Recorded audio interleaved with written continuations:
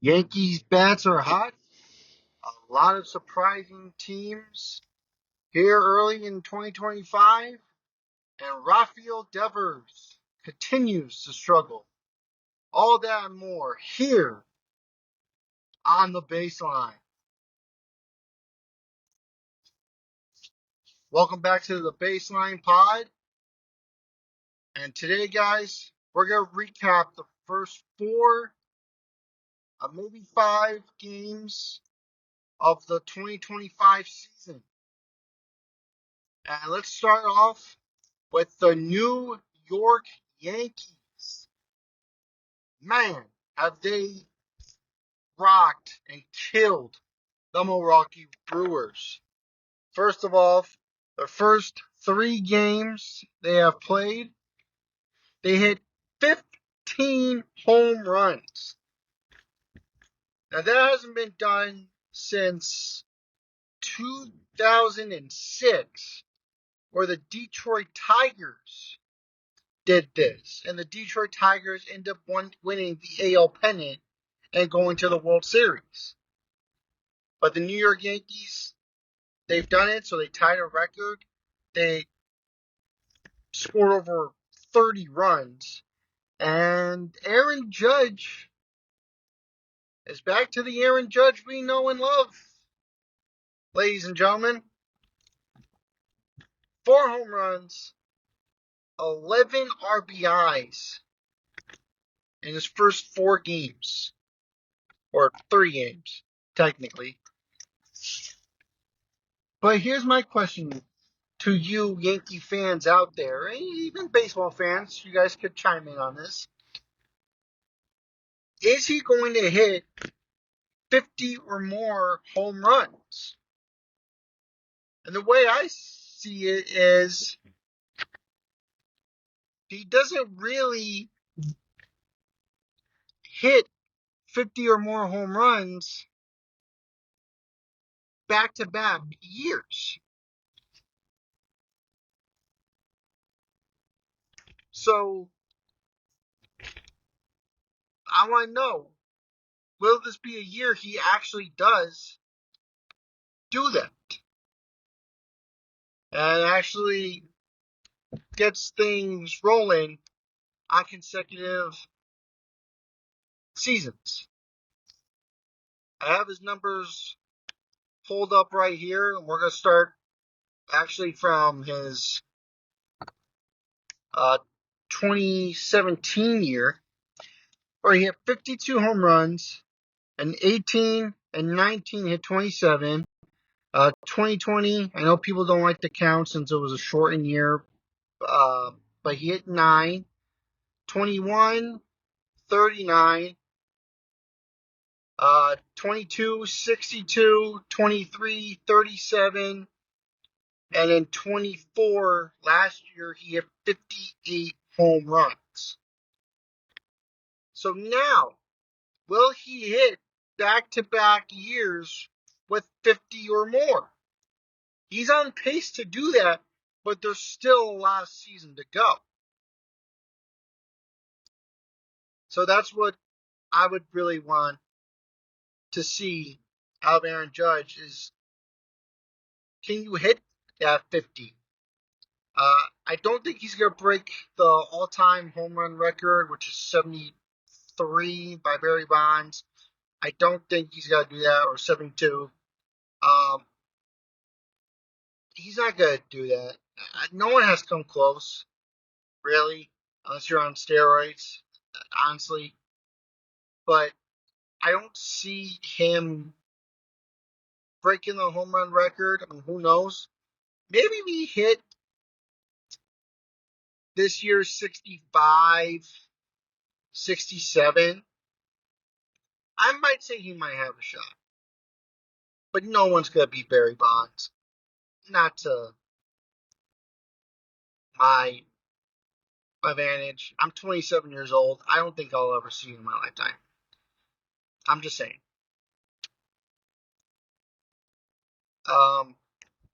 But yeah, the Yankees are good. Rodon looked really well on opening day. Let's see if he continues that. And Fried, that was all right. He pitched 4.2 innings. I think he gave up 2 earned runs. I think he gave up 6 total. And Marcus Stroman is just Marcus Stroman. He has it or it doesn't. Not saying he was terrible, but I don't think Marcus Stroman is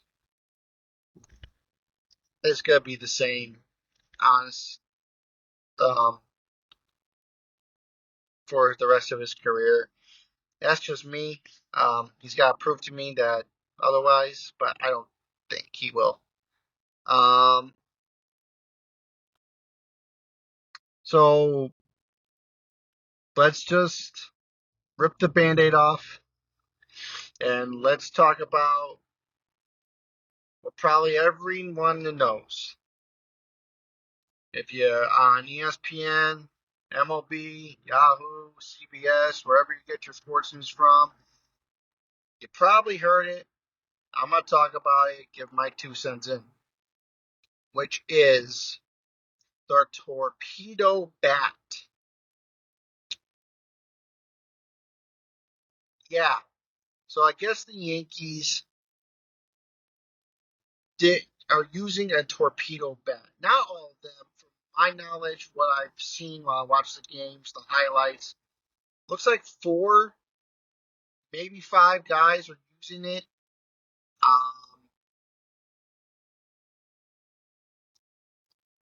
So basically, the torpedo bat is that they're making the barrel of the bat bigger.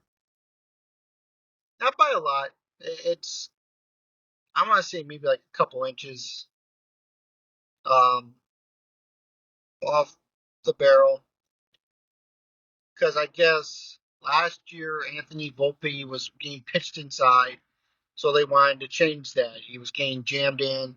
Uh, most of and they're doing it based on their players'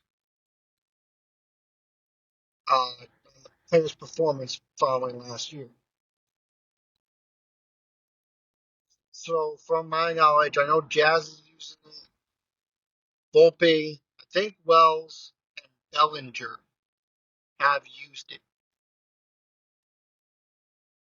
Now, is this illegal? No. MLB has come out on yesterday, and said this is not illegal. They have not ruined the reputation of a bat. They haven't like corked it. They haven't done anything bad. They are following the rules the right way. So these bats are legal. To actually, not only are the Yankees using it, but also a guy from the Twins yesterday was seen using it. So was Junior Caminero from the Tampa Bay Rays. He was using it yesterday as he pitched hit. Here's my thing. I'm a fan of them. It brings fun back to baseball. Not just as, a baseball fan, but for your kid. If you're there with a kid and nothing's going on, nothing exciting happens, boom, this guy's hitting a home run. Yeah, it could be exciting. It could be different. My thing is you still have to hit the ball. The bat doesn't do all the work. You can make the bat as big or small as you want. You still have to hit the ball. You still have to get the timing right. So those 15 home runs in the last 3 games were due to bad pitching.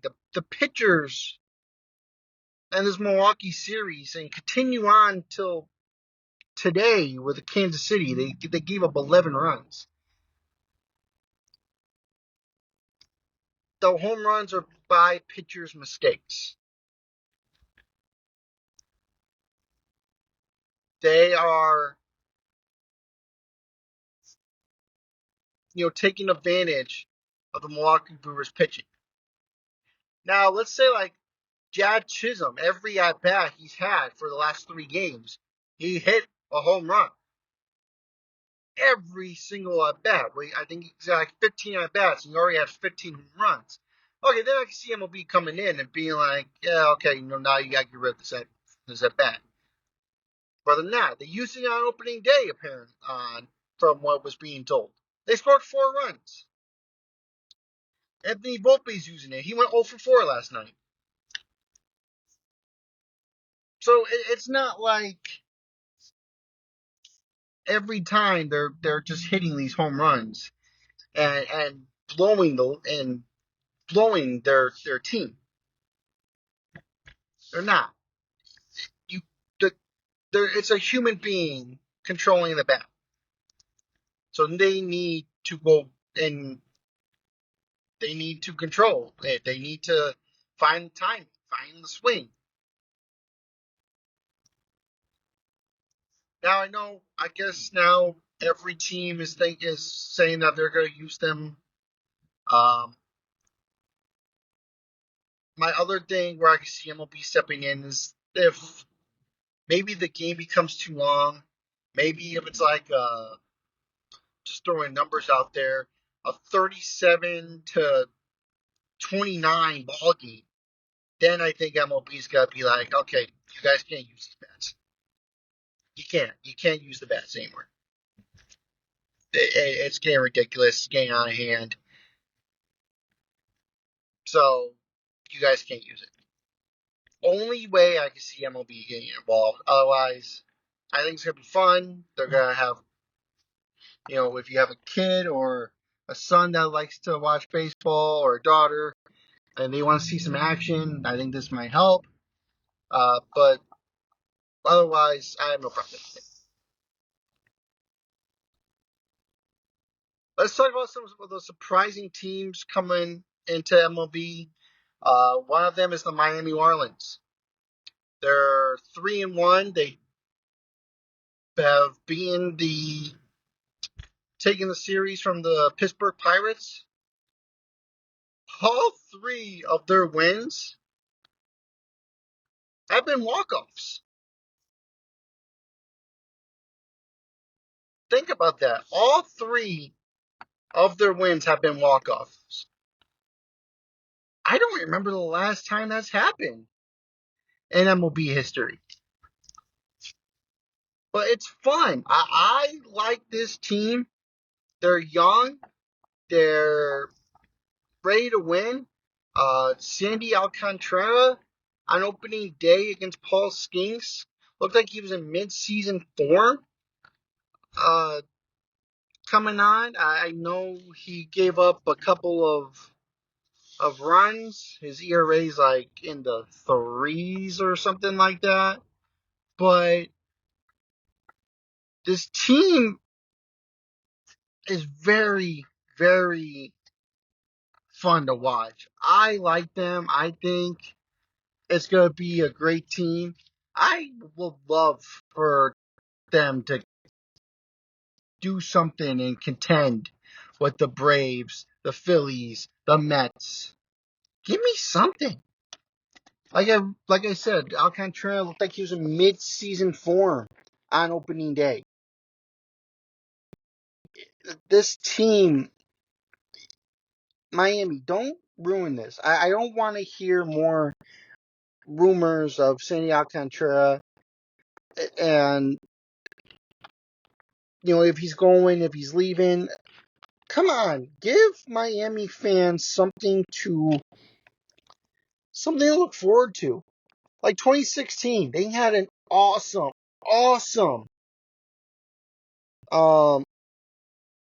lineup.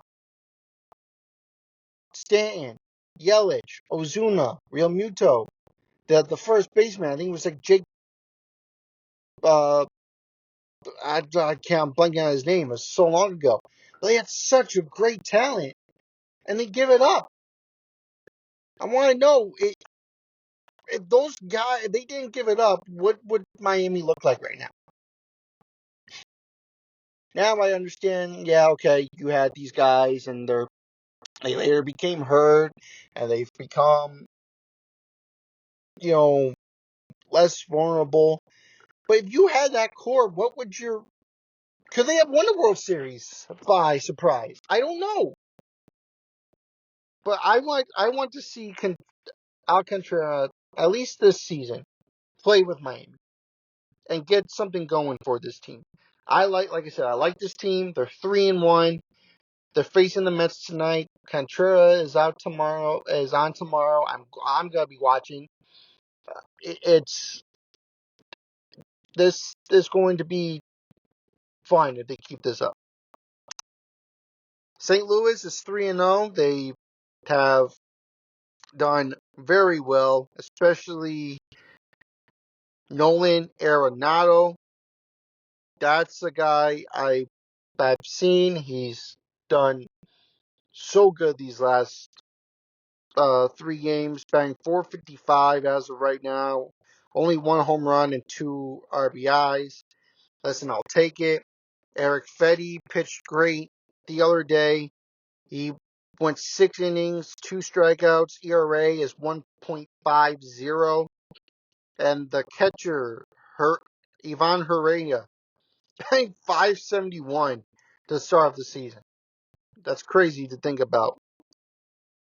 But they're another team, just like Miami. They've always tried to rebuild and do great. The last couple of years haven't been good. There's talks of trading Gray and starting off young.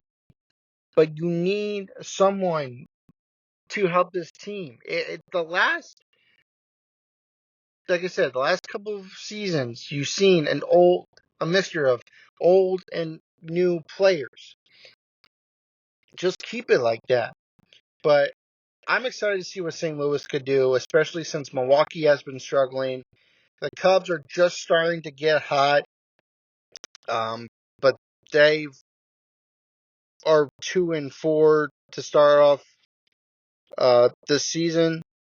They are playing the A's tonight. We'll see how they do. But the St. Louis is going to be fun to watch. I know as the season goes on, Cincinnati might get better as well. But let's keep this hot streak alive, St. Louis. Making fun to watch. This is what I like to see.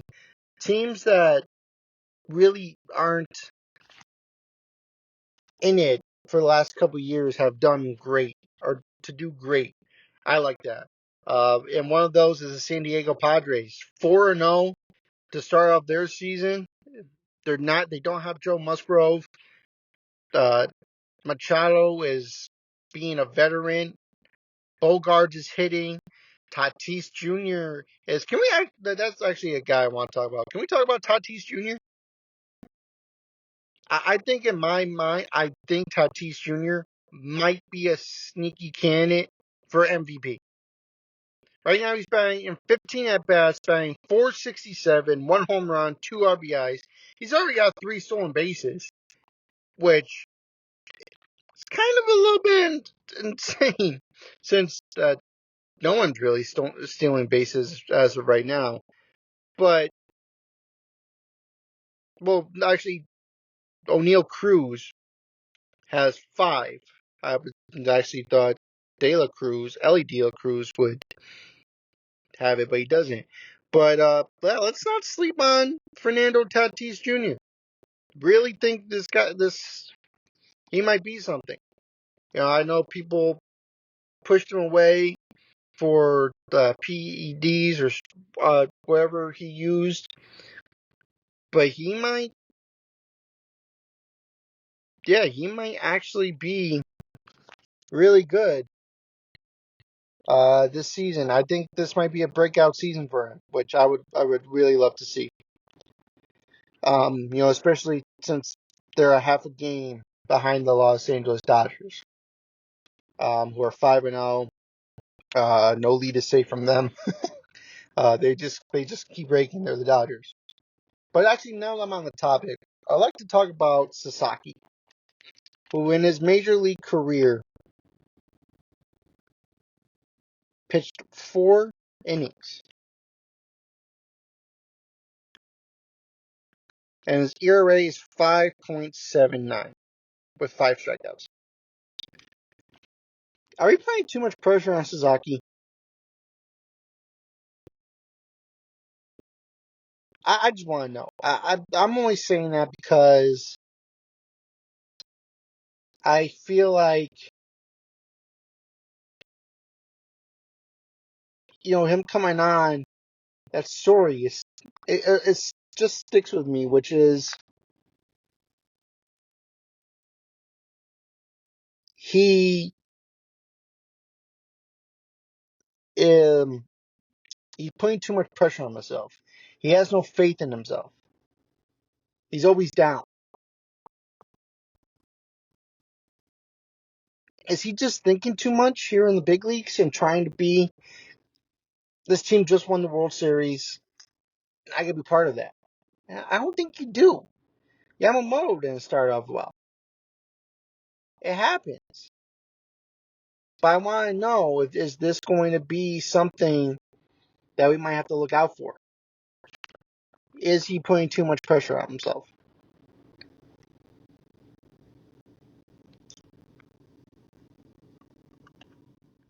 I don't know. Let me know in the comments what you think. And last but not least, Rafael Devers. Man, 0 for 19 with 15 strikeouts.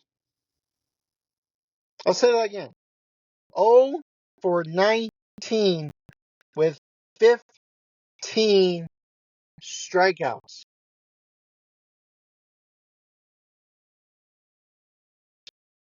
Guys, this is what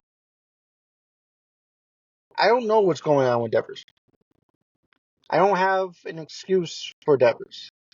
I know someone mentioned his shoulder. He had a bad shoulder a couple years ago with a shoulder surgery. Or is it he's thinking too much as being a DH?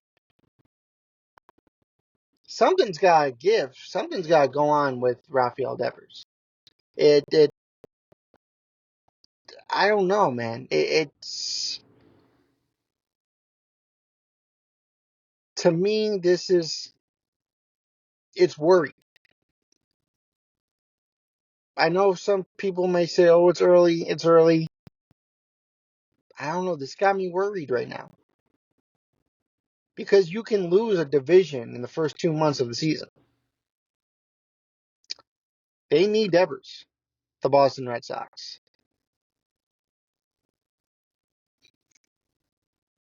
I don't know what's going through his head, what's going through his mind, but this is a guy that they want to contend. He's going to have to step it up. Whether it's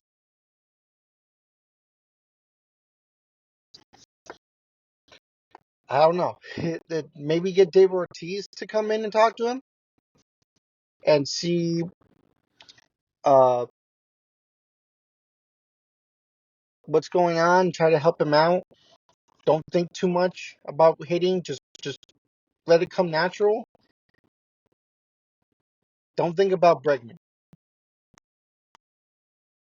Don't think about, oh, I need to play third base. Just focus on the hitting and helping this team. And right now, this does not look like the Rafael Devers of old. I don't know if the off-season reports and news are bothering him. I really hope he gets it together. I would like to see this Boston team contend. They got such a great team. I mean, I know it's early, but is it shock mode? Is it panic mode? Is it time to panic right now? Well, that's gonna do it. I just wanted to get the the key points, the teams that surprised me. Obviously, the Yankees hitting and Rafael Devers with his struggles right now early in the season. What do you guys think? Let me know in the comments section. Please like, comment, and subscribe on YouTube. If you're listening to this on Spotify and like to support the YouTube channel, it's the Baseline Pod with Jordan, where we do a bunch of fun stuff. Try to do more of this weekly recap every Monday, so look for that. And join me Friday, where we're going to do our top 10 greatest relief pitchers of all time. Those are fun to do. The research takes forever, but it's a blast to end up doing. So join me, and Craig and Al will join me on that. And you guys can find that on this Friday whenever it comes out. I'm hoping to do it maybe around like 6 or 7 at night. But yeah, let me know your comments. What was the biggest thing that hit you guys? What surprises do you have? Do you have any predictions coming up for this next couple of weeks? And also, if you don't want to leave a comment but do talk to me, you could hit me up at my email, which is thebaseline2024@gmail.com. You could always talk to me on there. But for that, I'm going to sign off, and I will see you all in the next one.